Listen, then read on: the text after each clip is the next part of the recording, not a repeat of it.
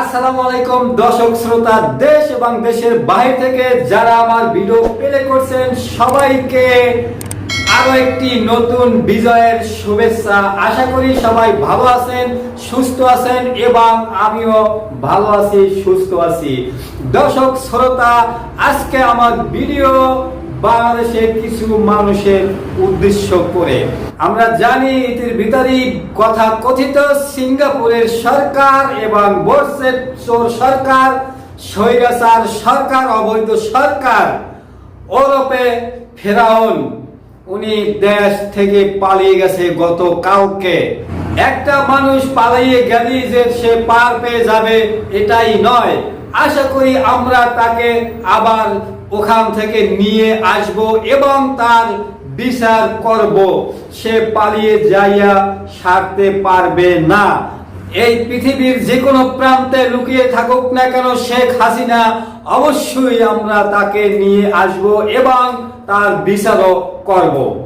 কিন্তু এর আগে আমার একটি কথা আছে, যারা আপনারা অতি উৎসাহী হয়ে গণভবন থেকে, সংসদ ভবন থেকে যারা মাল সাবানা নিয়ে যাচ্ছেন এবং মাল সাবানা নষ্ট করছেন, এইটা কিন্তু আমাদের কাছে একেবারেই ঠিক না।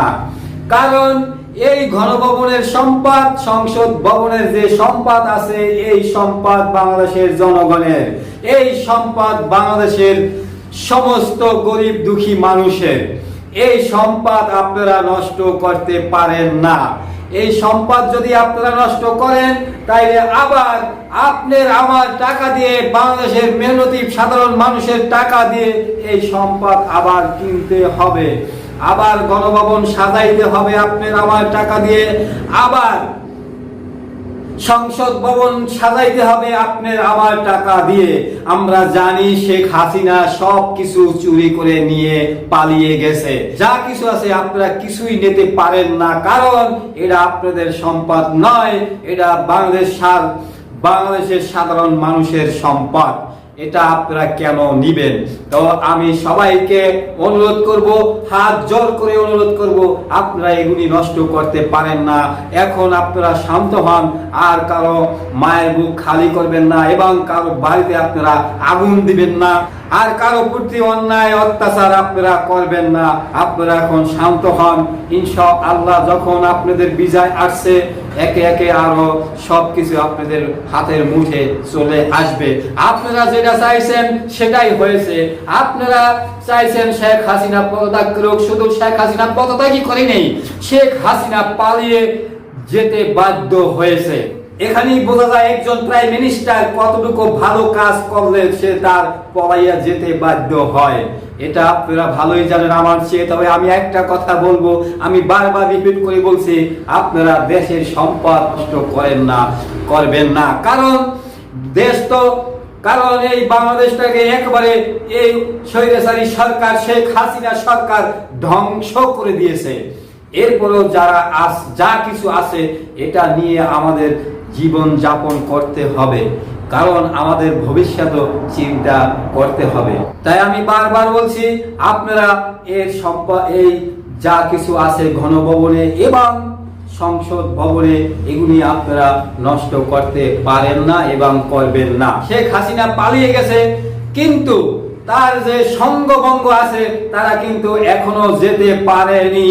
একে একে আমরা সব স্বৈরাচারীর বিচার করব এবং সব জানোয়ারের বিচার আমরা একে একে করব। আমরা সবাইকে বিচারের আওতায় নিয়ে আসব ইনশাআল্লাহ।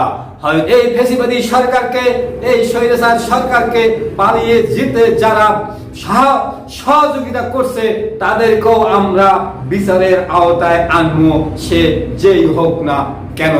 বাংলাদেশের জনগণ তাকেও ছেড়ে দিবে না ইনশাআল্লাহ।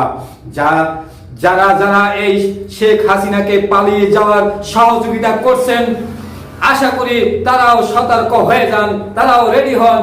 আপনাদেরকেও আমরা আইনের আওতায় নিয়ে আসবো ইনশাআল্লাহ।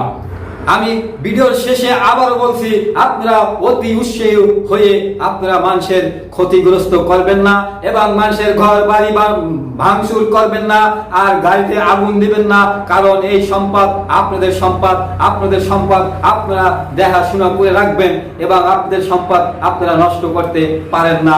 এই বলে আমার ভিডিও আমি এখানেই শেষ করছি। আসসালামু আলাইকুম, আল্লাহ হাফেজ।